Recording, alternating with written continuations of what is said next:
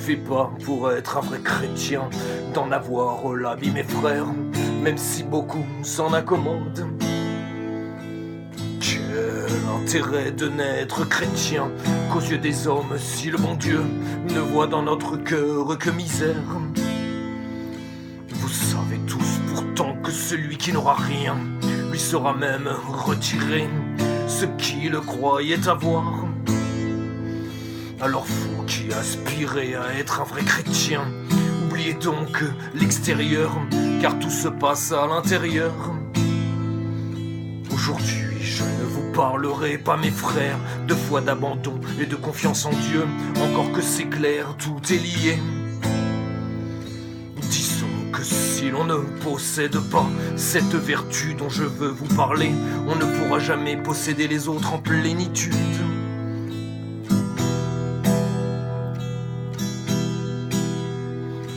Il ne suffit pas de dire Seigneur pour être dans les petits papiers.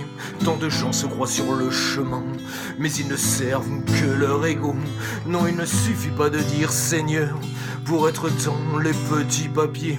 Tant de gens se croient sur le chemin, mais ils ne servent que leur ego.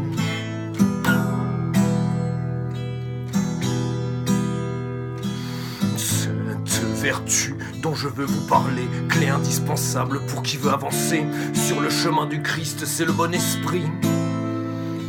Pour posséder ce bon esprit, il faut d'abord le vouloir, puis dans un second temps se reconnaître incapable par nos propres moyens de pouvoir y accéder. C'est donc en toute humilité qu'il ne faut cesser, jour après jour, de supplier le Christ de nous donner ce bon esprit. C'est donc cheminer vers ce constat d'impuissance, que par nous-mêmes nous ne sommes capables de rien, que ce dont il faut se méfier le plus c'est nous-mêmes. Ainsi peu à peu se substituera à notre pauvre petit esprit celui de Jésus, ainsi toujours la réponse et l'attitude adéquate. Le bon Dieu vous pardonnera tout s'il voit dans votre cœur la vraie conscience de notre impuissance et le désir de progresser.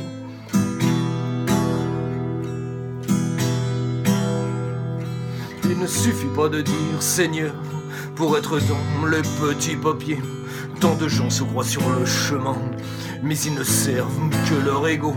Non, il ne suffit pas de dire Seigneur pour être dans les petits papiers. Tant de gens se croient sur le chemin, mais ils ne servent que leur ego.